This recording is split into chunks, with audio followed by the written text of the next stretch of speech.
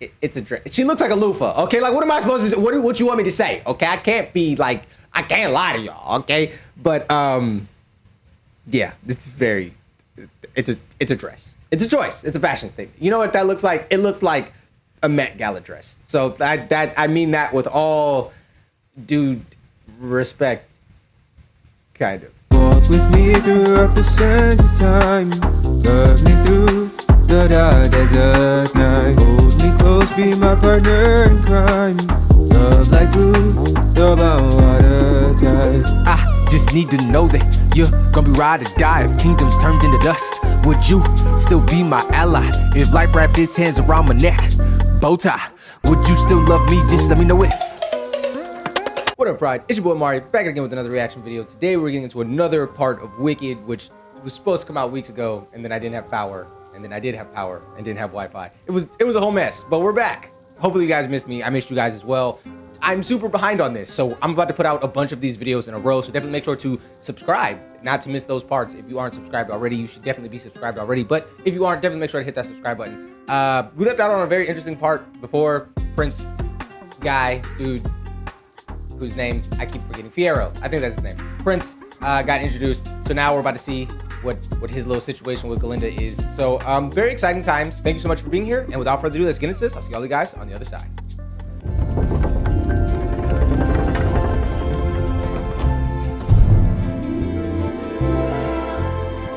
And this is the book place.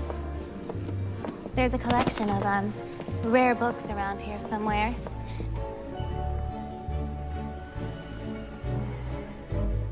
So what do you do for fun around here? Oh, well, nothing. Until now. Have you ever been to the Ozdas Ballroom? I mean, isn't that place somewhat illegal? And scandalocious. Yeah, it is both those things, yeah. It's also not far from here. I'm Fierro, Tigler. Winky country. Oh, Oz. Backwoodsman of Munchkin Land. Unfortunately, it's against Shiz rules to go into town after I dark. see that once again, the responsibility to corrupt my fellow students falls to me.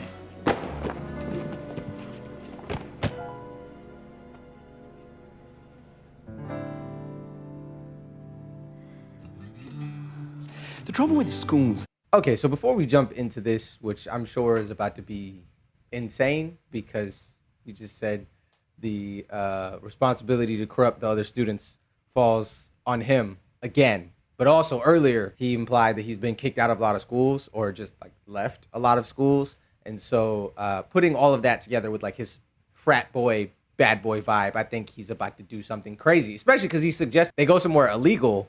And Bach, I don't even know his name now. Now she's confused me. Whatever ginger dude's name is, he was like, oh, it's against the rules, da da da da. And he's, you know, Prince Fierro doesn't care. I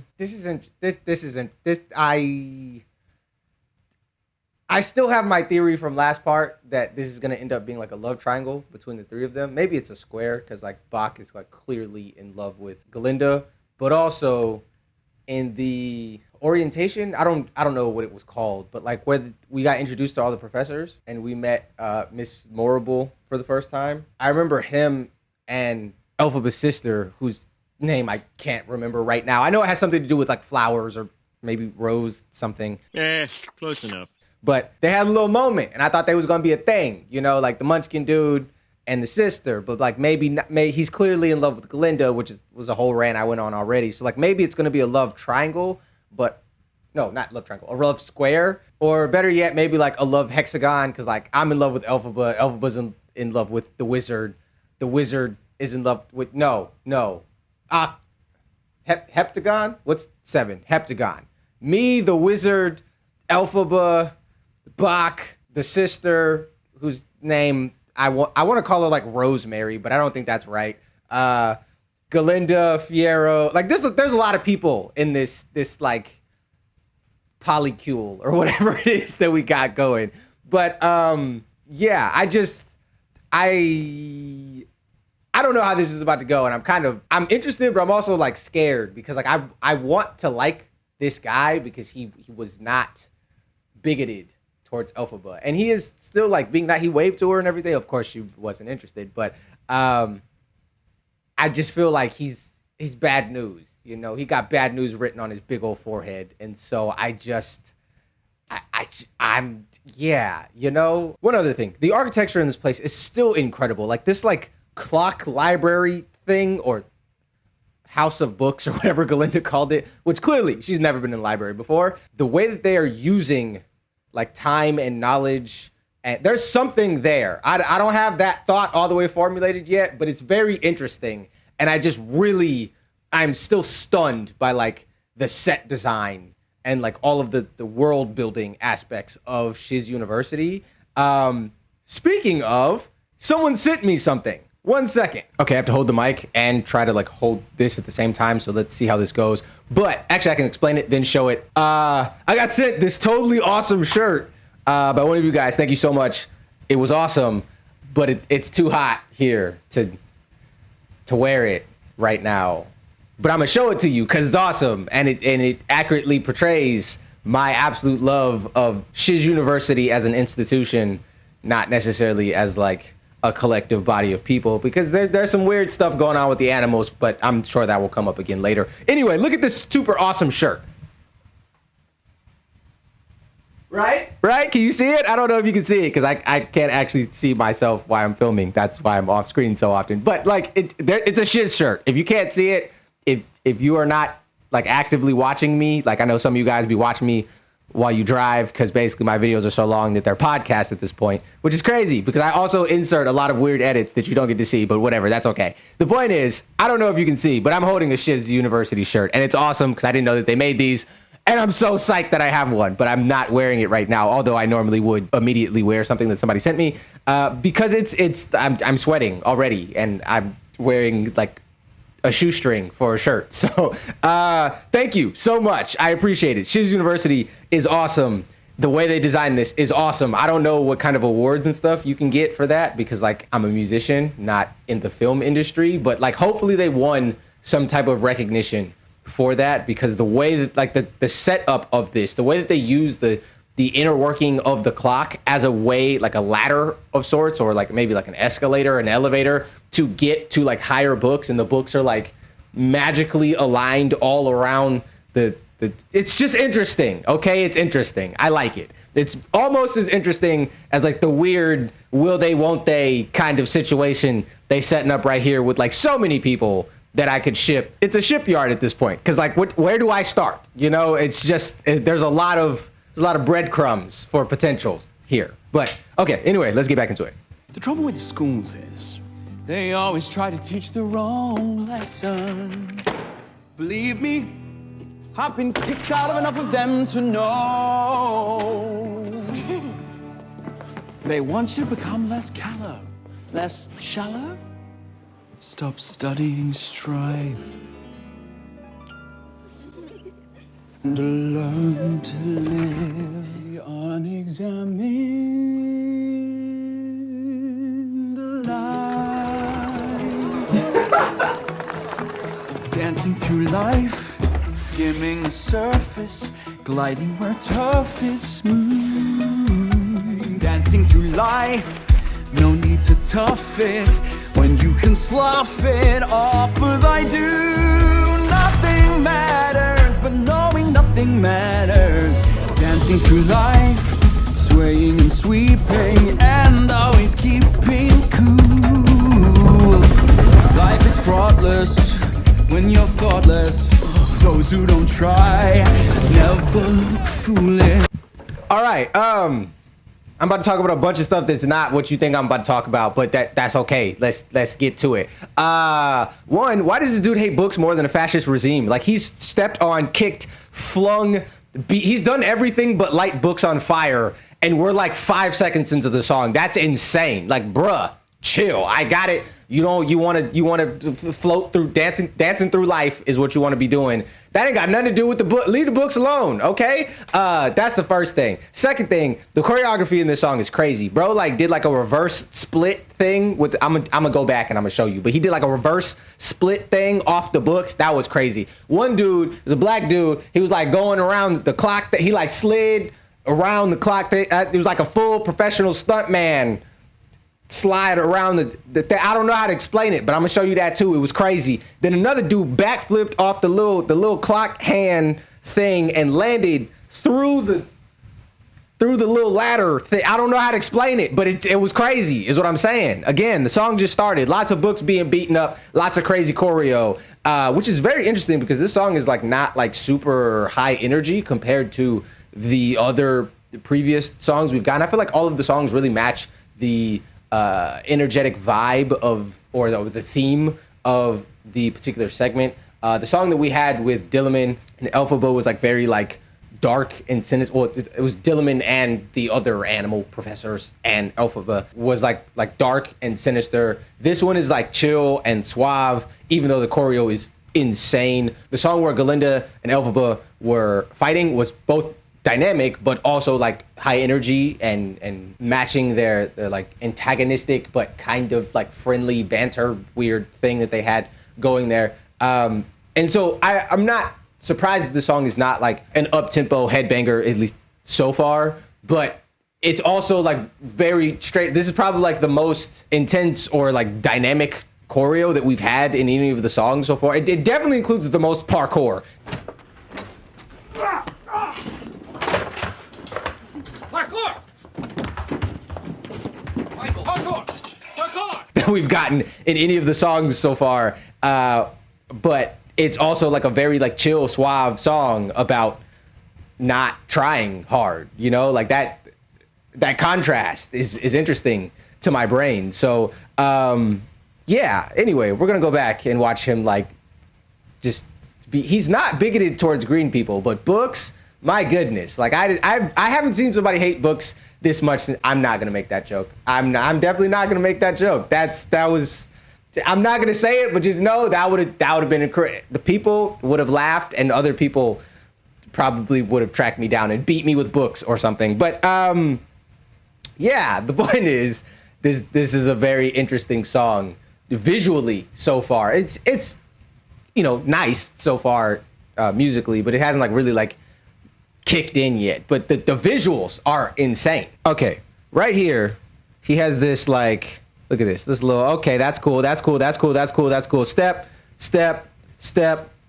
reverse split. Okay, he doesn't go as far down as I thought, but that's still very interesting. The little, you know, the little come back together thing with the books, that was interesting. And then we come right here. He falls on, yeah, she's judging her for enjoying it. Okay, da.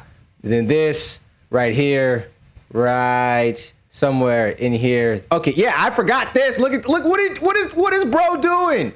What did they feed him? Kyle, chill out. Whoa. Okay, anyway, we're gonna just watch this through so you can actually see it. But like all the stuff that's happening here, as bro is talking about like not trying hard, everybody around him is actively trying hard. Like y'all caught that, right? That's crazy. Keeping cool. Life is fraughtless when you're thoughtless.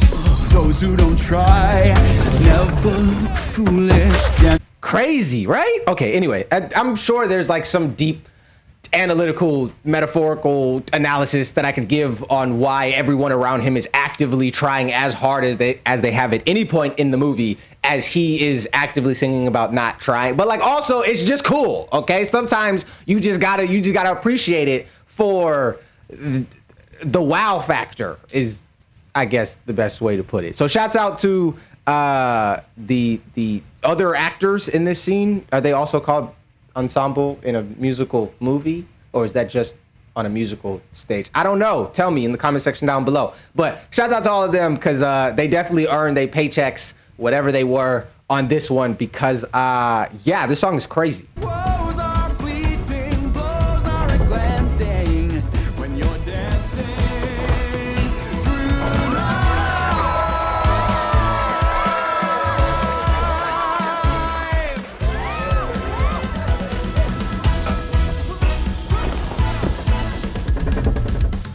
Study outside, I can't. Let's go down to the Oyster's Ballroom. We'll meet there later tonight. We can dance to the slide. Find the prettiest girl, give her a whirl. Dancing to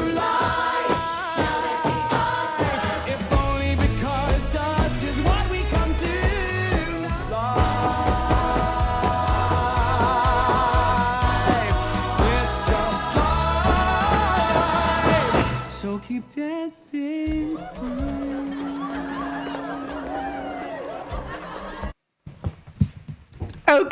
so I like the song. That second verse, third verse, what was the bridge? I don't know. There was a section in here where like a lot of the highs stood out. The song is like very layered as far as like the instrumentation, but like my favorite part of the song was like the part where it was just like him, the bass line, the kick, and like it was like a lot of like low end like percussive stuff. And like anybody who's listened to my music knows like I'm a hoe for low end. As okay, I'm a hoe for low end. You say I just okay. Anyway, yeah, I just really like low end stuff. Also, I have misophonia, so like if any frequencies get too high, like it gives me a headache. So the point is that like I really, really liked that section. It was very smooth, very smooth. And they went a little R&B there for a second, okay, and now your boy was feeling it. So yeah, I really like the song. The song overall is good, but like that part in particular was great. So like after I unpause, y'all know when I pause, I unpause, and I'm magically back, like further back. It's not magical. I just go back, and I choose where it's just. I'm a choose to go back to that part. Is what I'm saying, because that was fire, and I really enjoyed that part. I am like, I want to be astounded by like how fast everyone is just like giving up on all sense of purpose, ambition, etiquette, manners, rules, anything that would tether them to like any type of non-nihilistic philosophy that this dude is like preaching right now. But like also they're in college, they're stressed out, like, you know, letting your hair down, having fun. I get how that can be like a very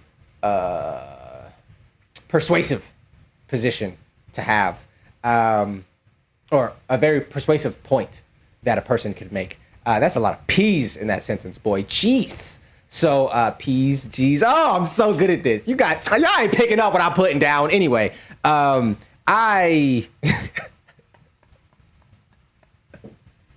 was funny.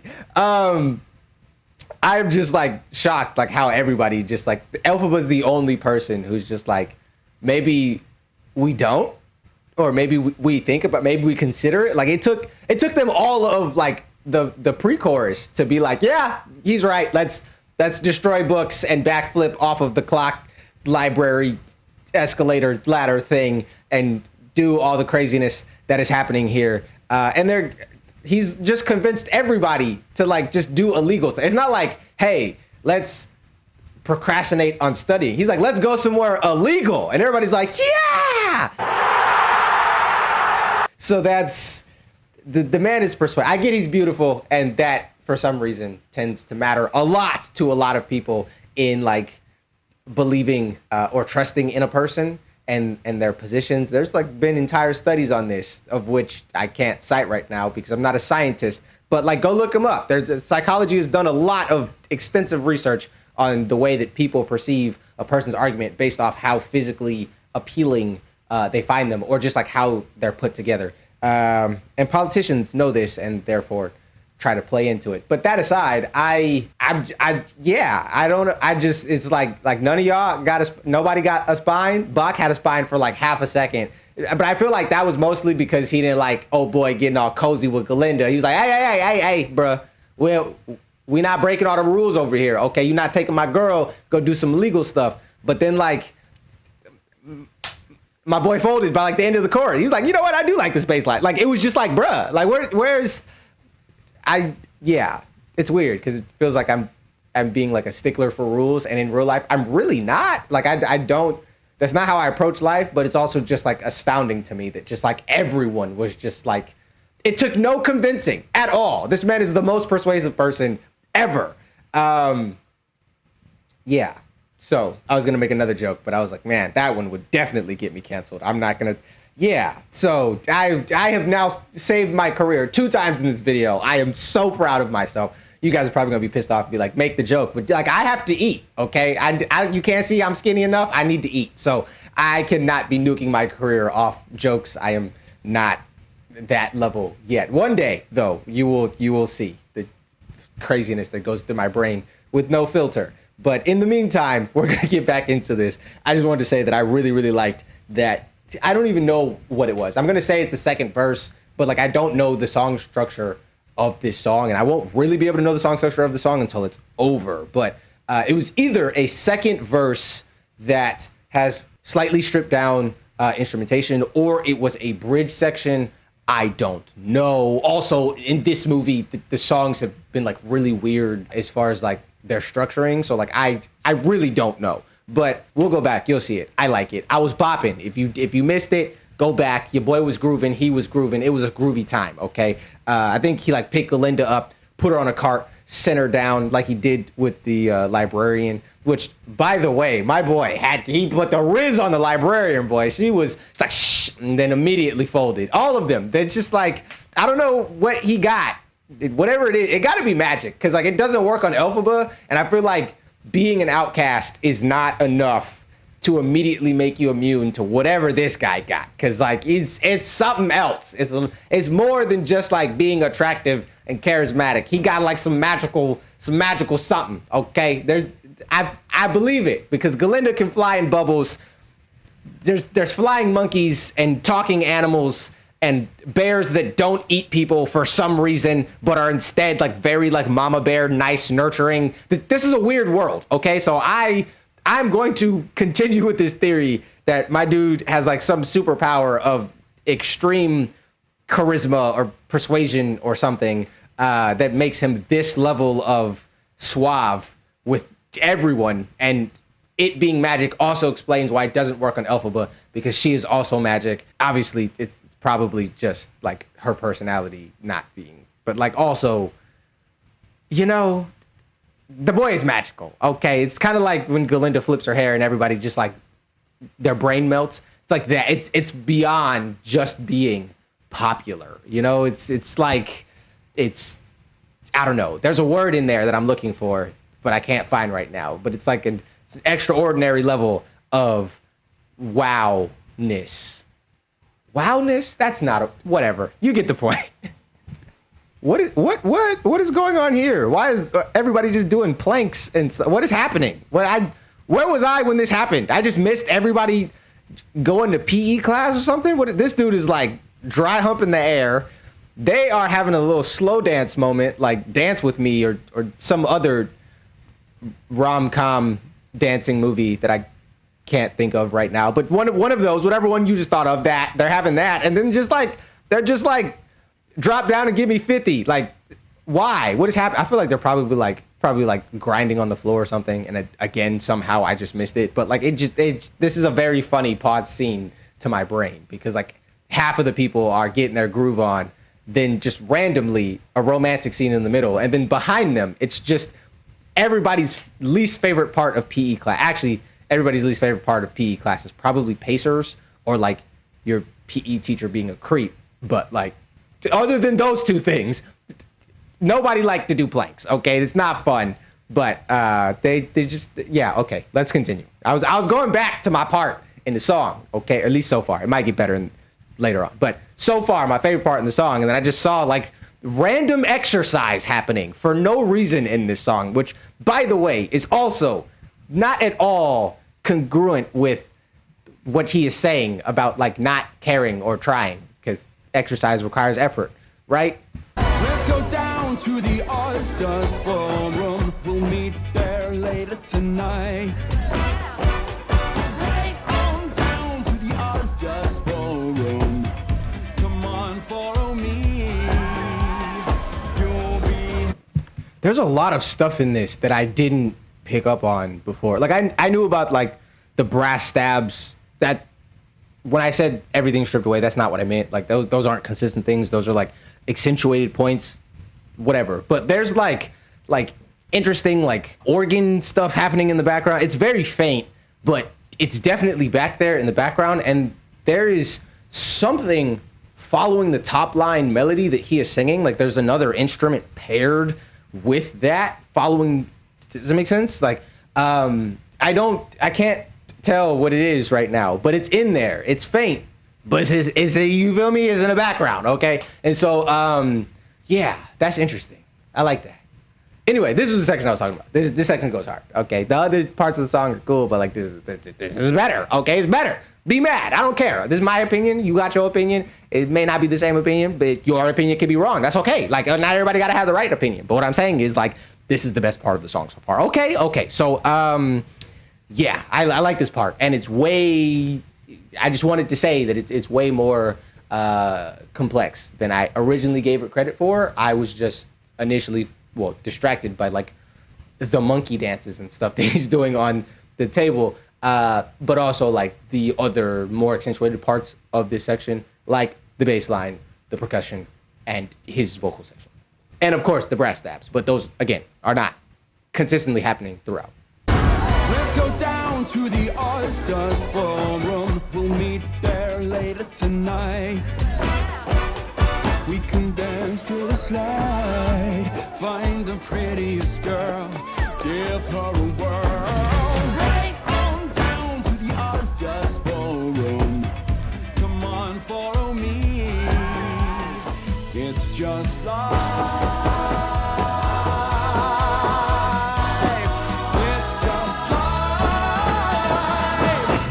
Here.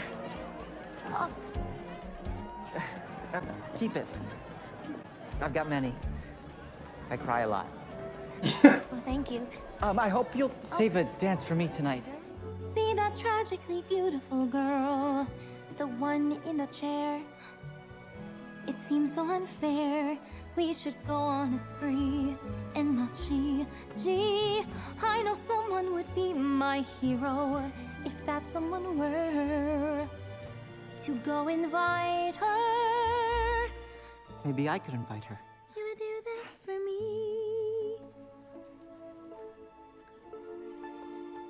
I would do anything for you.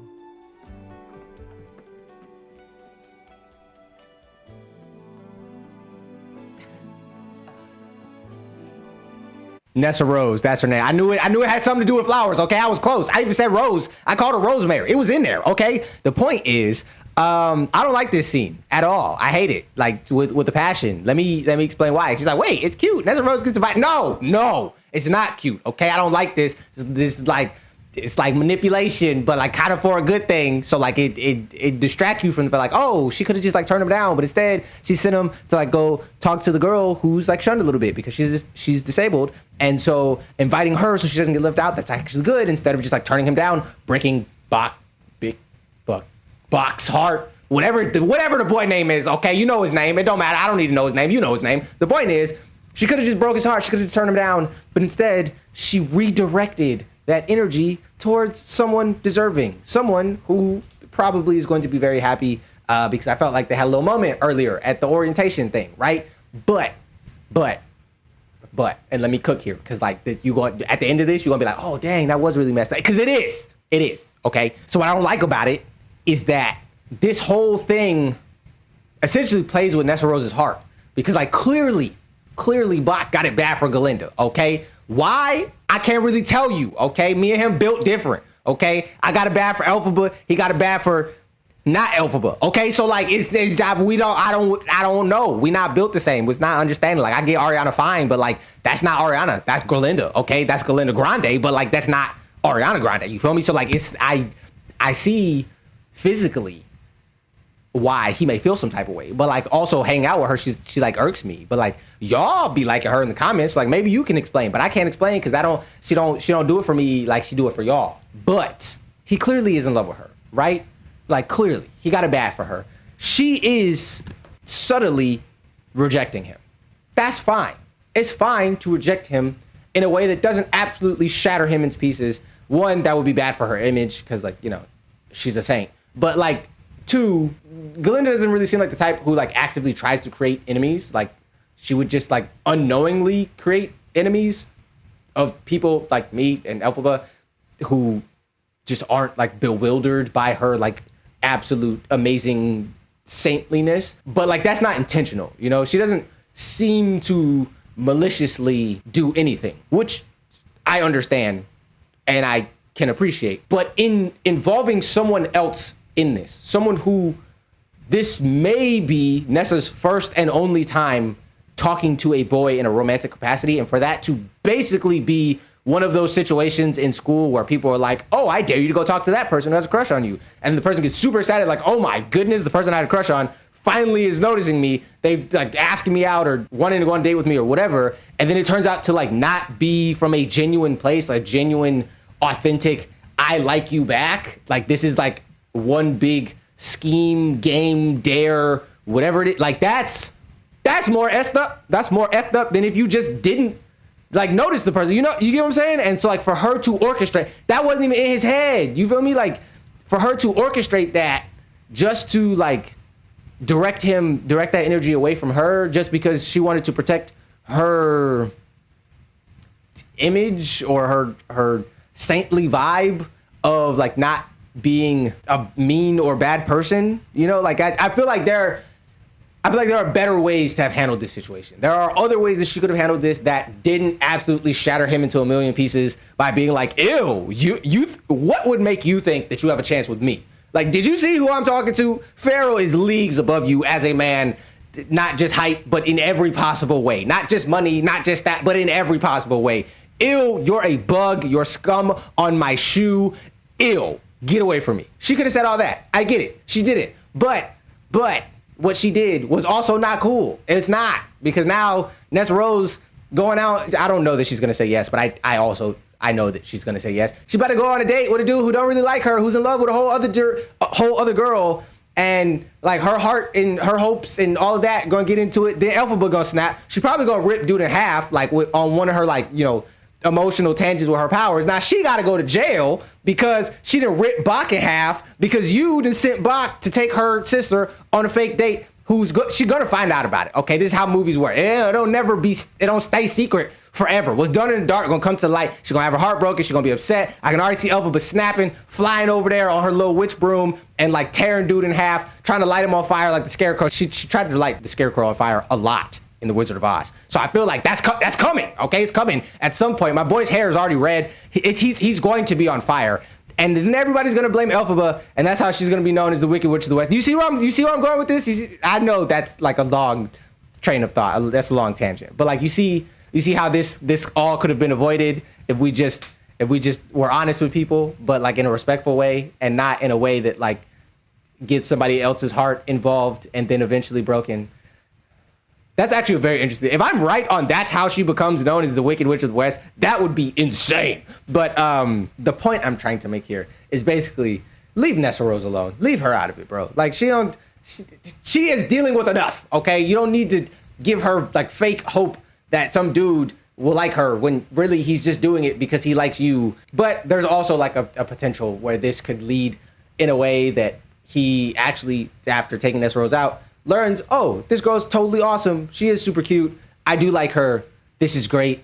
Let's hope for that. Okay, that's a more positive outcome. But I don't feel like that's where this is going. So I have to rant about it now, preemptively. So y'all know that like I seen it. Okay, I seen all of it before it happened. So when this all goes left, I'm gonna be beating on my chest, being like, I told y'all, and y'all not gonna be able to deny because the proof was in the pudding. Okay, it's on tape. I seen it coming. Okay, anyway, let's continue. Maybe I could invite her. Oh, Vic, really? You would do that for me? Oh, that was one other thing I was gonna say, but I got kind of distracted with like the storyline elements here. Ariana Grande's singing here is great, bro. There's a internal E rhyme in here that's like G, we, me, B, do, re, mi, something. It's something, okay? Got some E in there. That was like really, really great. This whole section, I'm just gonna go back and watch it again because I really like Ariana Grande's voice, and I think she sung this part really, really well. And I'm gonna try not to vomit all over Bach for doing this. This is weird. This is sir. Don't no. This is one of those things that when you're 12 and you have your first crush, seems like it'd be really sweet in your brain, and then you do it and you end up with a restraining order. I don't know if they have restraining orders in Ozland, but my boy about to end up with one. I don't hate him, to be clear. Like I kind of feel bad for him because like I know he think that this was smooth and sweet, and it was sweet, but it was definitely not smooth. Okay, that's yeah. Even look at her face. She's like, bro, are you touching me? Why are you what? I don't know you like that. Don't touch me. Okay. Anyway, let's go back. We're gonna listen to Ariana sing because this whole section is great. I hope you'll save a dance for me tonight. I'll be right there, waiting, all night. That's so kind. But you know what would be even kinder? It seems so unfair. We should go on a spree and not she. Gee, I know someone would be my hero if that someone were to go invite her. I would do anything for you. Well, Oh, right now. why not? Go ask her right now. Why not? She's right there.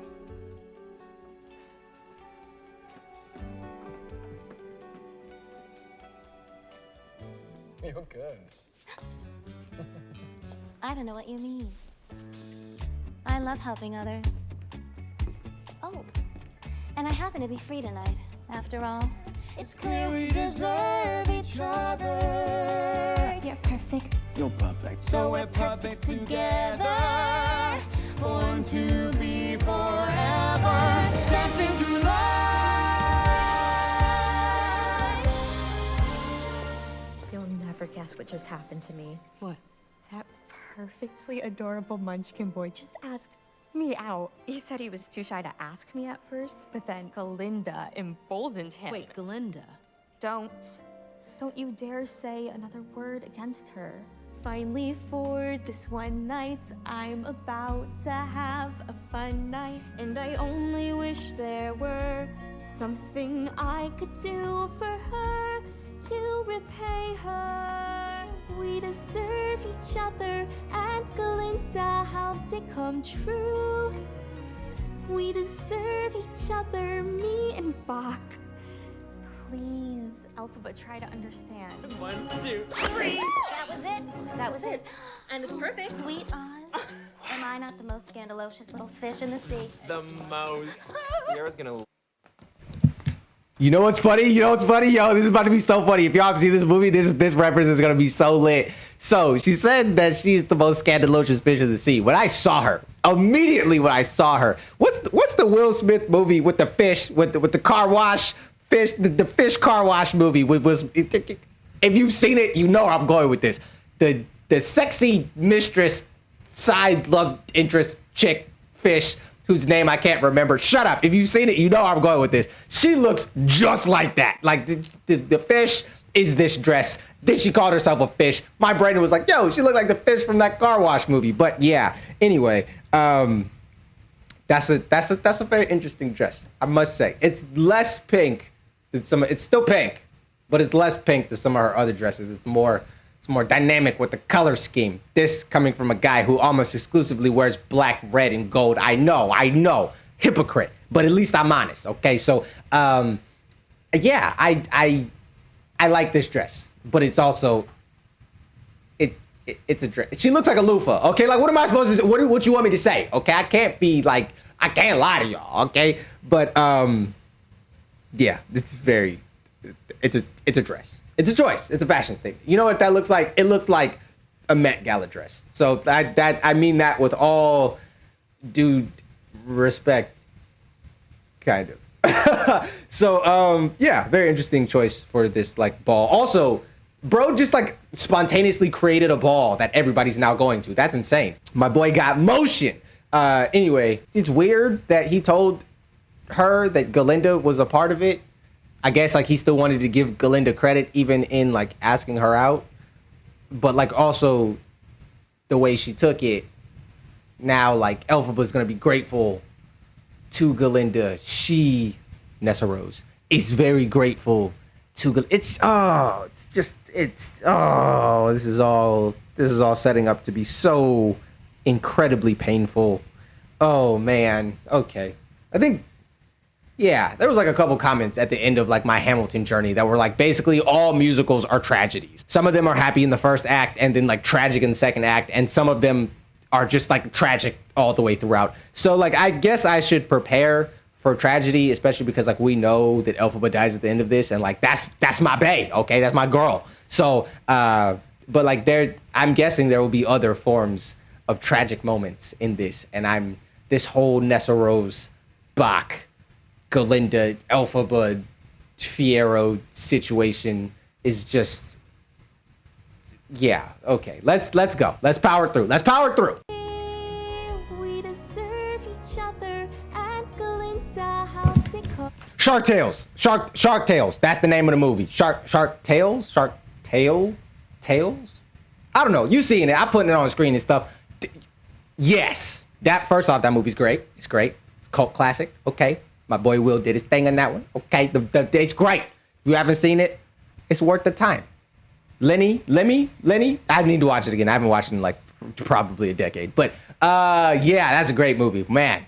Anyway, that's the name of the movie that I was talking about before. That I was referencing the sexy fish from. Who is like, why did they make a fish that sexy? But they did. I don't know what it is. But anyway, that makes me sound like a furry. What's the fish furries called? Scaly? Is that what you guys are called? I know some of y'all in the comments. Go ahead and just get on your burner and tell me what it's called in the comments so I don't have to Google that and that'd be like a part of my search history, which is already crazy enough. So like, yeah. So anyway, they made a sexy fish in that fish animated movie, and that's what Glinda looks like. And the movie is called Shark Tale. So there you go. Can't remember what the girl's name is, and I don't have my phone because I'm actively trying not to be on my phone during this part. But whatever her fish name is, she'll be on screen, and you'll see her, and that's what Glinda looks like to my brain. Okay, let's continue. Okay, I may have to. Boy knows how to get into the Oz Dust Ballroom. And that we just happened to cross paths today. Am I right? Ew. What even is that? I know. It's my granny. She always makes me the most hideous hats. I'd give it away, but I don't hate anyone that much. I couldn't. Hi. We should go. Yeah, we have to go rouge our knees. Galinda, Nessa and I were talking about you just now, and Oh, well, we were just talking about you. How you should join us tonight. I'm inviting you. why? Well, because everyone will be there. And don't tell me you have nothing to wear. Because you could wear this. I mean, it goes with everything you own. It's really a shark, don't you think? You deserve each other, this hat and you. You're both so smart. You deserve each other, so here, out of the goodness of my heart.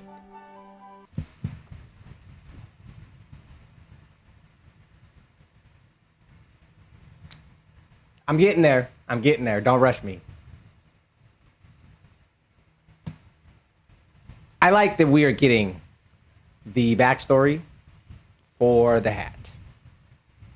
This is the purpose of these kind of spin-off series, to give us extra context for different things that most people don't think about.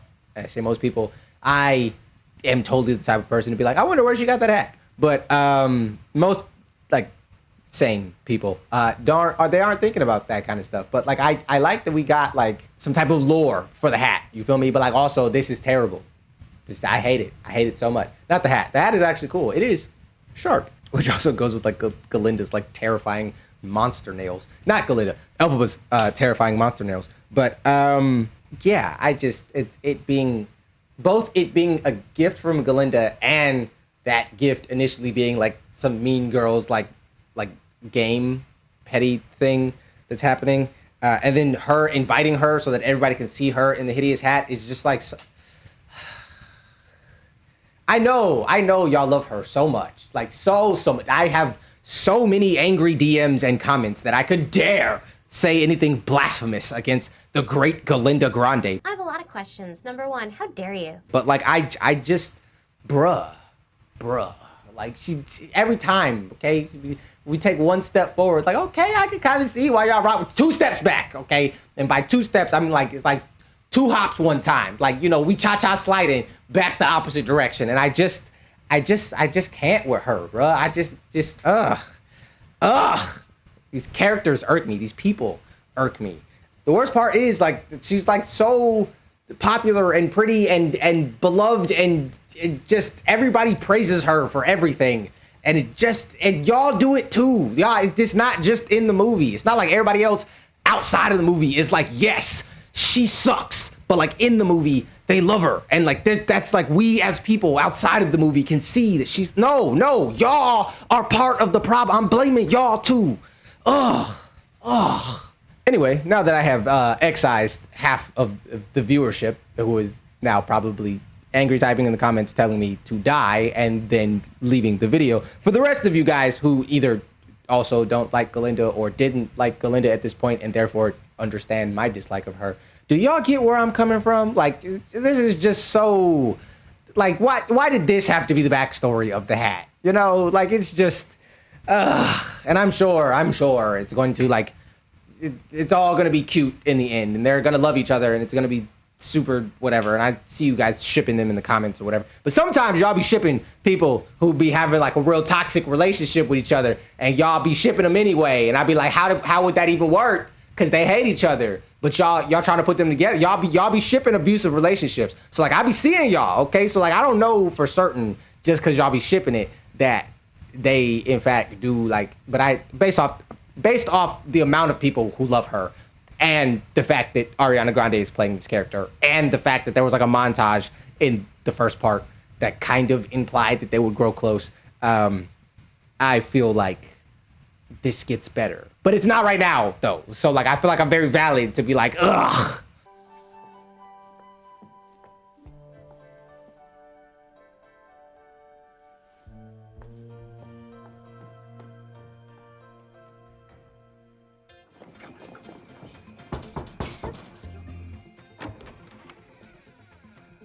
Sorry to disturb you, Madame Morrible, but I have a favor to ask.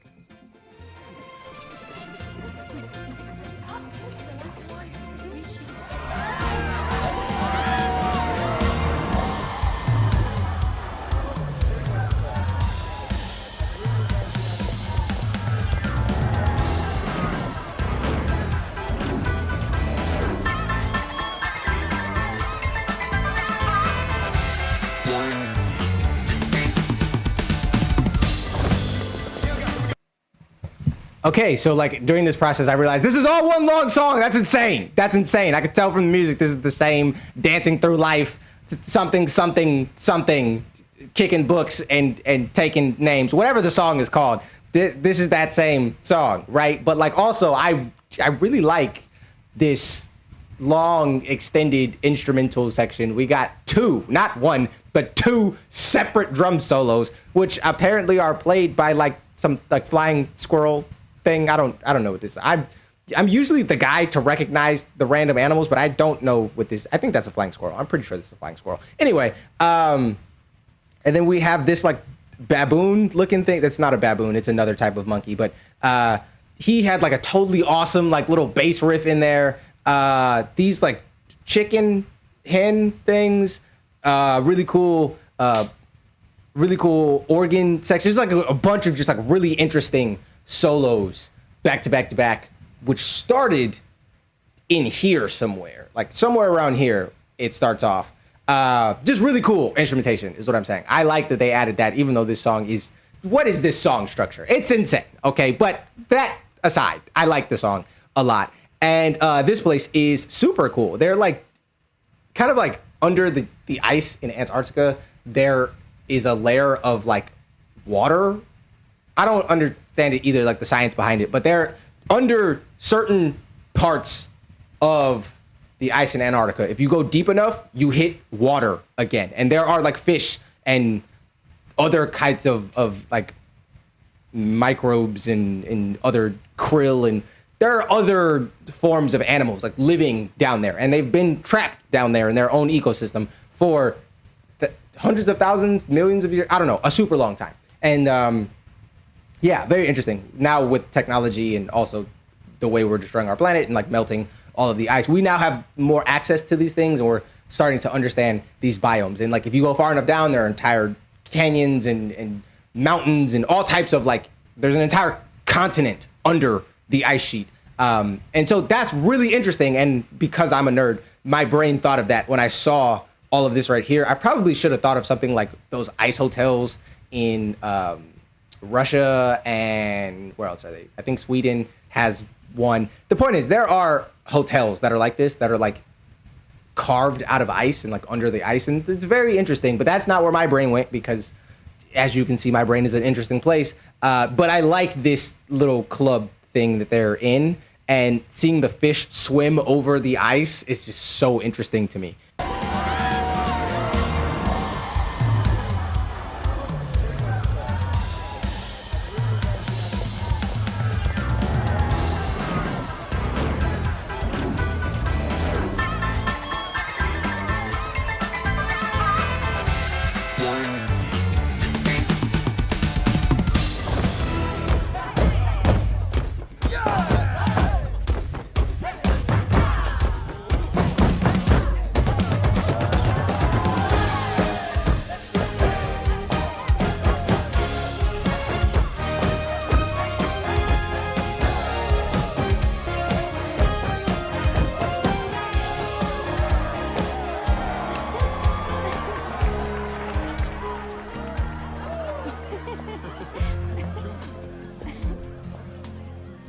Bro can't even take his eyes off Galinda during his date with Nessa Rose. I hate this whole situation.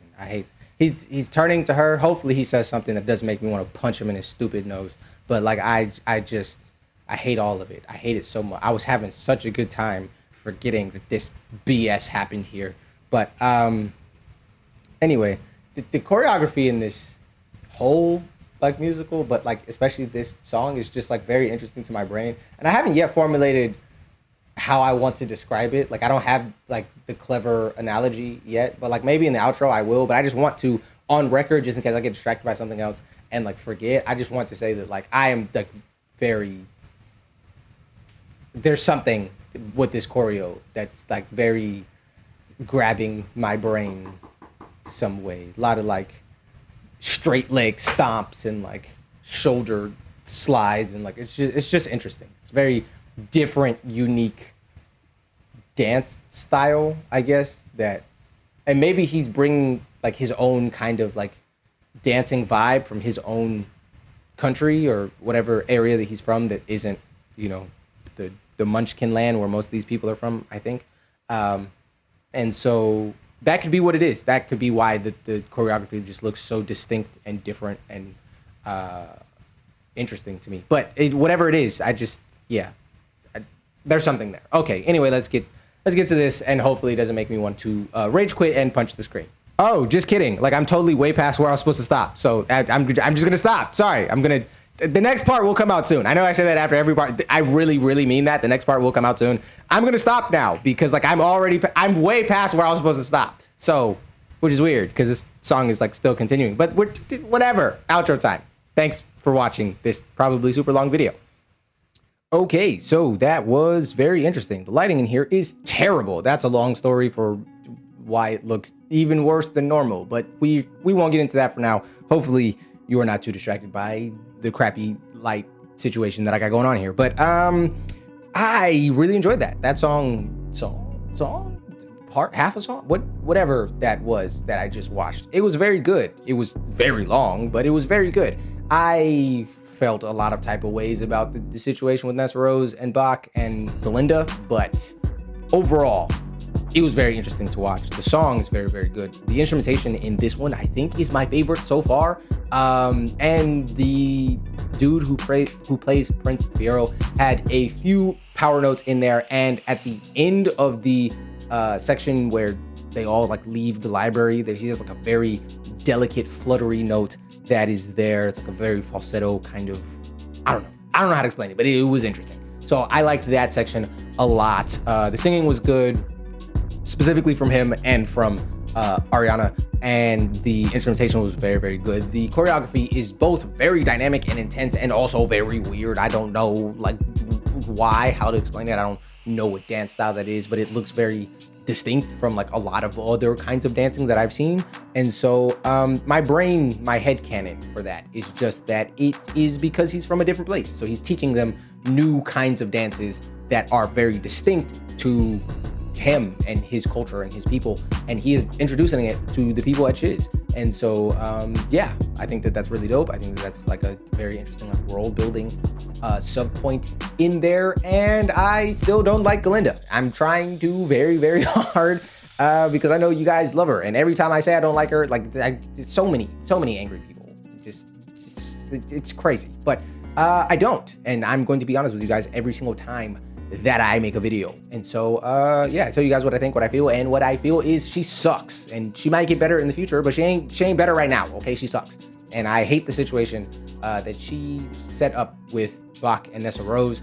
I understand why Bach did it, but I hate that he did it. And I feel really bad for Nessa Rose and also a little bit Elphaba, but Elphaba's tough. Like, I feel like she can take I feel like she actually liked the hat. I think that little smile was both an indication of her actually liking the hat, feeling like the hat does in fact fit her, and also like starting to like warm up on Galinda because of the situation with her sister, which she doesn't yet know was just like really shady manipulation, and also her giving her a gift and inviting her out when she's never been given a gift or invited out ever. Like, her dad gives gifts to her sister, but she don't get no gifts, you know? So her gift is literally like a gift. She's gifted.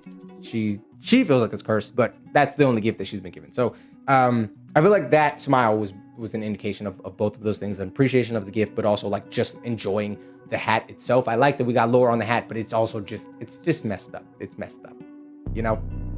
But it's also not as messed up as the Nessa Rose situation. But yeah, Fiyero is the worst influence, but also everybody's having fun now. And he has a totally banger song. So like, you know, you're not hearing me complain. I still feel like I'm still holding on to my theory that there's gonna be like some weird love triangle thing with him and Elphaba. And so yeah. But right now he is like full steam ahead on the Galinda and Fiyero ship. I don't know what you guys call it. Felinda, Guy Fieri. I don't know. There's G and F's and Galinda Fiyero. There's some stuff in there. Whatever the ship is called, that ship is very much sailing. I'm assuming there's gonna take a detour at Elphaba Isle, but in the meantime, it's very much full steam ahead. And so they're cute. They are very perfect for each other. This song has a lot of like deserving talk, like you deserve this hat, I deserve this boy who don't even like me, I deserve this other boy and he deserves me because we're both perfect and everybody treats us like angels floating above everybody else. There's a lot of deserving talk in this song. And yeah, I feel like they all deserve a smack in the head for the way that they've been going through this, but also this movie deserves all types of awards because the music is good, the setting is incredible, and I'm just like enjoying the storyline. I know it doesn't seem like it because like I'm ranting about everything, but like that's how I enjoy things. Okay, if I didn't have nothing to say, then that would be a sign that I wasn't enjoying it. So thank you so much for being here and listening to my very long-winded rants on everything. I will be putting out the next part very, very soon. One, I like kind of like blue-balled myself on that scene. I have no idea what Boy is about to say to what Bach is about to say to Nessa Rose. And also, it's been a while since I put out a video. So now that I will be putting out several more like kind of back to back. So stick around for that. Definitely make sure to hit the subscribe button not to miss out on those videos. Thank you so much for your patience. I really, really do appreciate it. If you watched this point in the video, definitely make sure to leave a hat emoji. Is there a hat emoji? I feel like there's a hat emoji. There's definitely a cowboy emoji, which has a hat on it, but I also feel like there's just, yeah, the cap emoji, like the ball cap. Leave a hat emoji in the comment section down below for us getting the backstory, the lore on Elphaba's totally awesome hat. So let me know that you're watching to this point in the video so that I can thank you personally for watching to this point, and to boost the algorithm, to let the algorithm know that you actually enjoyed this video so it can push it out to more people. More people can see it. I can make these videos more often. It's just great all around, and it's free. It's literally just find the hat emoji, hit it, or just type hat. If you can't find the hat emoji, just type hat in the comments down below to let me know you're watching to this point. I really do appreciate it, and I'll be seeing all of you guys here on the show next time. Neurotoxin, cytotoxin, giving all its effects, it just can't be boxed in. It's so strong, I have to call it oxin. Feel it deep in your veins, like hemotoxin. Cytotoxin, myotoxin, it raises your hair, all over your skin. When music hits, it'll make your head spin. Feel it deep in your brain, like neurotoxin. I'm the Goliath, Leone on the scene. Feel the vibration, no stock of beans. Cut out the burrow, hit you with the turbo. Don't need a referral to know I'm mean. Why am I blue green? It's just a smoke screen. Helps inject cuisine like a new vaccine. You're shaking your denim when you feel this venom. Not talking black bile that comes from your spleen.